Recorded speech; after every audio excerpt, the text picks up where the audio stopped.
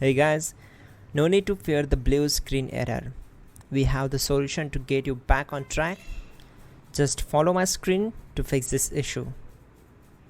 Now we need to click on advanced options, then click on troubleshoot.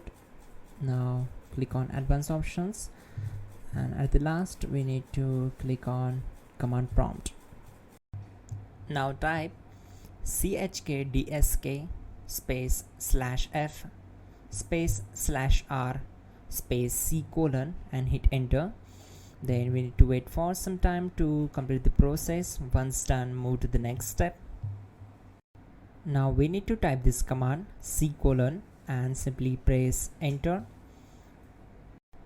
Type cd space c colon / and hit enter to execute the command. Now execute this command.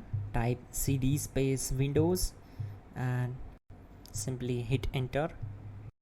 Type cd space system32 and simply hit enter.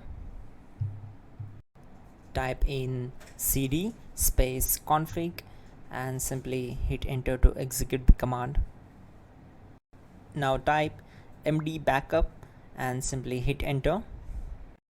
Now type copy space ** space backup and hit enter. Now type md space backup1 and simply hit enter. Now execute this command carefully. Type in copy space ** space backup1, then simply hit enter to execute the command.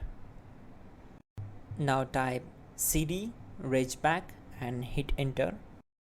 Then type dir and simply hit enter. Now execute this command. Type in copy space ** space ... and then hit enter. After that type all and again hit enter to execute the command. Now type bootrec space /fixmbr and simply hit enter. Now type bootrec space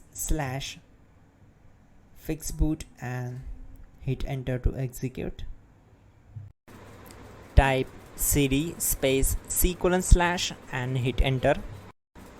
Now execute this command.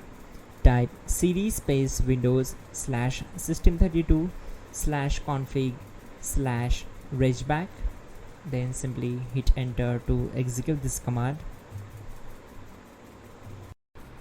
Type bcd edit space /export space c colon /bcd backup and simply hit enter to execute this command. Now type cd space c colon / and hit enter. Now type this md space boot and hit enter.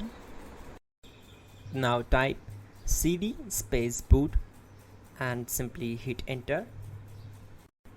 Now type md space bcd and simply hit enter to execute this command.